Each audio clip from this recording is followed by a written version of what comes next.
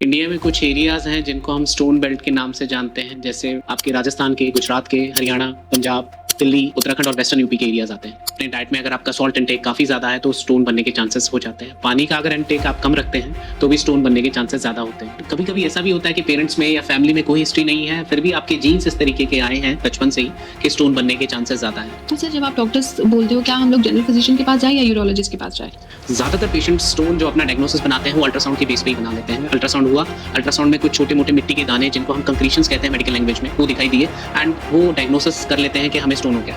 Practically 4 mm से छोटे stones को मेडिकल लैंग्वेज में यूरोलॉजिस्ट स्टोन नहीं लेबल करते, they call it as concretion. ये बड़ी कॉमन परसेप्शन है, धारणा है लोगों में कि स्टोन बना है, बियर पी लो वो निकल जाए। मोस्ट ऑफ द पेशेंट्स जिनको स्टोन है ऑपरेशन की जरूरत नहीं होती। There are some specific indications, कुछ स्पेसिफिक चीजें हैं जैसे आप, तो ultrasound is not a very good investigation.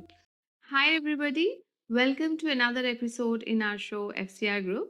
और आज हमारे पॉडकास्ट में है doctor Sumit Gelawat, urologist and robotic and renal transplant surgeon practising in Delhi NCR. Welcome to our show sir. Thank you. Sir, आज हम लोग किडनी स्टोन्स के बारे में बात करते हैं। तो सर, स्टार्टिंग में आप थोड़ा सा बताइए कि what are the causes of kidney stones? Okay, kidney stone बनने के कई कारण होते हैं। टू स्टार्ट विद, आप किस लोकेशन में रहते हैं, कहाँ रहते हैं।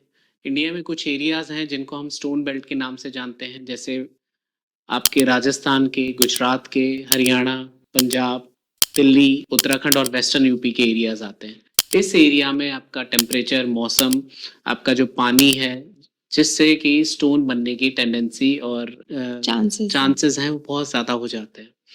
उसके अलावा आप डाइट कैसे ले रहे हैं, अपने डाइट में अगर आपका सॉल्ट इंटेक काफ़ी ज़्यादा है तो स्टोन बनने के चांसेस हो जाते हैं। पानी का अगर इंटेक आप कम रखते हैं तो भी स्टोन बनने के चांसेस ज़्यादा होते हैं। इसके अलावा आपका जो जेनेटिक मेकअप है, जो आपका बाय बर्थ आपके जीन्स हैं, अगर उनमें टेंडेंसी स्टोन बनने की ज़्यादा है तो आपको स्टोन बनने के चांसेस हमेशा रहेंगे। तो ये कुछ रिस्क फैक्टर हैं जिससे कि स्टोन बनने की चांसेस। ओके। तो सर, जेनेटिक भी रोल प्ले करता है? अगर मेरे पेरेंट्स को है तो मुझे भी स्टोन होने के चांसेस होते हैं? डेफिनेटली, बिल्कुल। कई बार जेनेटिक्स भी रोल प्ले करता है एंड कभी कभी ऐसा भी होता है कि पेरेंट्स में या फैमिली में कोई हिस्ट्री नहीं है, फिर भी आपके जीन्स इस तरीके के आए हैं बचपन से ही कि स्टोन बनने के चांसेस ज़्यादा हैं। और कभी कभी फैमिली हिस्ट्री से भी आपके जीन्स में असर पड़ता है और चांसेस बढ़ जाते हैं। ओके। एंड सर, क्या कॉमन सिम्टम्स है किडनी स्टोन्स के? ये आपने बहुत अच्छी बात पूछी। हम्म। इसमें जो आपका पेन है, आपके पेट में दर्द लेफ्ट साइड या राइट साइड, जो किडनी के पेन से रिलेटेड हो सकता है, वो पेन नीचे की तरफ भी हो सकता है और नीचे जेनाइटल्स तक भी जा सकता है अगर यूरेटर में स्टोन इम्पैक्टेड है। ब्लैडर में अगर स्टोन है तो आपके यूरिन में जलन होना, रुकावट महसूस होना, ये चीज़ें भी हो सकती हैं। प्लस कभी कभी कई पेशेंट्स में कोई सिम्टम नहीं होते, बट ज़्यादातर पेशेंट्स में पेन से रिलेटेड सिम्टम्स होते हैं। ओके। और सर, डायग्नोसिस हम लोग कैसे करें? अगर हमें पेन हो तो क्या हमें इमीडिएटली क्या करना चाहिए? अगर पेट में दर्द है, तेज दर्द है, तो आपको डॉक्टर के पास जाना चाहिए। एक्सपर्ट डॉक्टर आपको चेक करके, एग्जामिन करके या एक अल्ट्रासाउंड या सीटी स्कैन की हेल्प से वो डायग्नोसिस बना के आपको सलाह दे सकते हैं कि क्या बीमारी है और क्या ट्रीटमेंट ऑप्शंस। तो सर, जब आप डॉक्टर्स बोलते हो, क्या हम लोग जनरल फिजिशियन के पास जाए या यूरोलॉजिस्ट के पास जाए?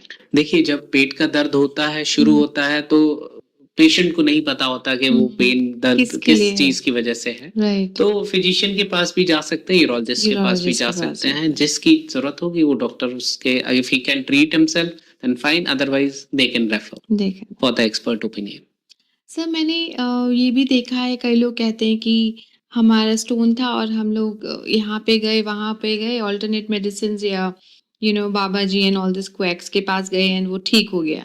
तो सर, इस बारे में थोड़ा सा इंसाइट हमें बताइए। जी, इसमें 2-3 चीजें हैं। पहली चीज तो स्टोन पेशेंट को कैसे डायग्नोसिस हुआ। ज्यादातर पेशेंट स्टोन जो अपना डायग्नोसिस बनाते हैं वो अल्ट्रासाउंड के बेस पे ही बना लेते हैं। अल्ट्रासाउंड हुआ, अल्ट्रासाउंड में कुछ छोटे मोटे मिट्टी के दाने जिनको हम कंक्रीशंस कहते हैं मेडिकल लैंग्वेज में, वो दिखाई दिए एंड वो डायग्नोसिस कर लेते हैं कि हमें स्टोन हो गया। प्रैक्टिकली 4 एमएम से छोटे स्टोन्स को मेडिकल लैंग्वेज में यूरोलॉजिस्ट स्टोन नहीं लेबल करते, दे अच्छा। Call it as concretion. Okay. तो 4 एमएम से छोटे जो स्टोन्स होते हैं वो अपने आप यूरिन में बनते हैं और निकल जाते हैं। तो उसके लिए आप कोई ट्रीटमेंट भी नहीं लेंगे तो भी वो निकल जाएंगे। सेकंड चीज जो होती है, अल्ट्रासाउंड आपने कहाँ और कैसी जगह से कराया। कभी कभी ऐसा होता है कि आपने एक जगह से कराया तो उसमें स्टोन बता रहे हैं, दूसरी जगह नहीं बता रहे। तो ultrasound is not a very good investigation treatment guide करने के लिए, डायग्नोसिस बनाने के लिए। CT scan is a better investigation, but that is to be advise by expert doctor कि आपको सीटी स्कैन की जरूरत है या नहीं है। Ultrasound is a kind of screening tool, उससे पता चल जाता है कि क्या प्रॉब्लम है। ओके। इन रीजंस की वजह से पेशेंट को कई बार लगता है कि मुझे पहले स्टोन था, अब हाँ, नहीं है, या राइट। पहले बड़ा था, आपने अब एक जगह से छोटा अल्ट्रासाउंड कराया, पहले 18 एमएम था, दूसरी जगह से कराया वो 16 एमएम हो गया, तो जो मैंने दवाई ली है उससे उससे वो 2 ठीक हो एमएम। गया। ऐसा नहीं है, आप सुबह शाम अल्ट्रासाउंड कराएंगे तो एक डॉक्टर हो सकता है 16 एमएम बताए या दूसरा 18 एमएम बताए। ये डिपेंड करता है वो किस तरीके से अल्ट्रासाउंड करके उसको मेजर कर रहे हैं।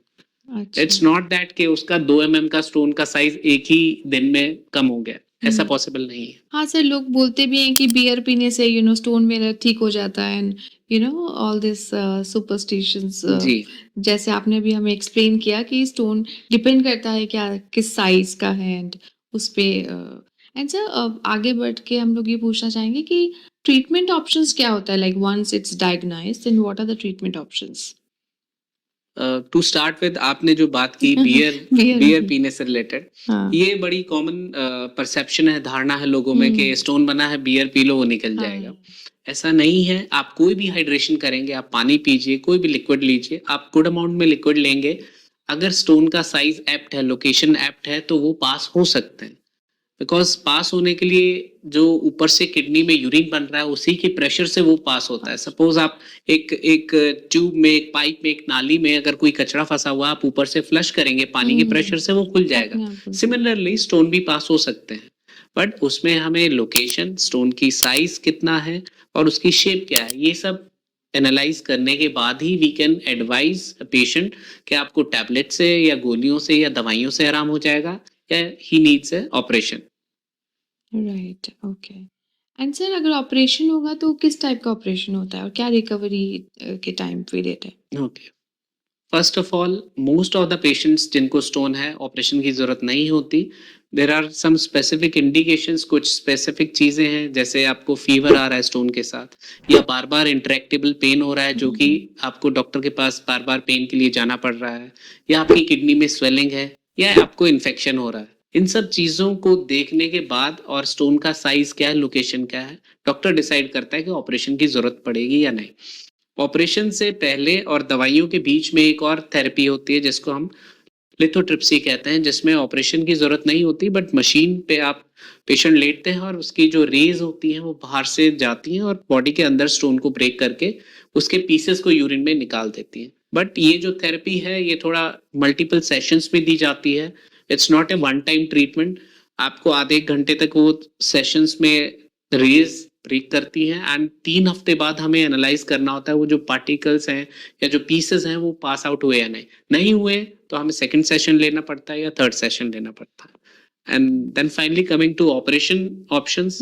ऑपरेशन के लिए हमारे पास मोस्ट ऑफ द केसेस या जो आजकल लेटेस्ट प्रोग्रेस हुई है, that is with the help of lasers. With the help of lasers, we go to the stone through the normal urine opening. There is no cut, no stitches are given, and we break the stone to the size of sand particles and we remove them. And most of the stones are removed at that time of operation. Some are passed through the urine after the operation. So this is quite safe, quite common, quite normal, and एक दिन में patient discharge हो जाता है। बड़ी rarely, very rarely, some small cuts are required to remove larger stones or stones which are impacted.